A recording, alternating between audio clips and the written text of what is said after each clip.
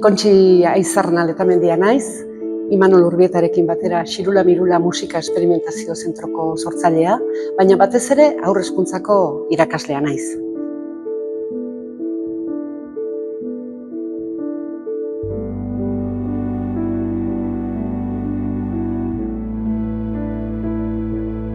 Ezin dugu ahaztu haurraren espresio bide naturala jolasa dela, eta haurrak mugitzeko beharra duela.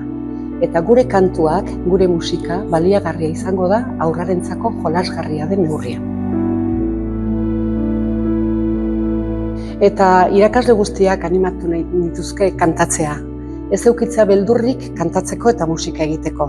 Teknologia berriek asko aurreratu badute ere, irakasle baten ahotsa, espresioa, goxotasuna transmitituko duen aparaturik ez delako sortu.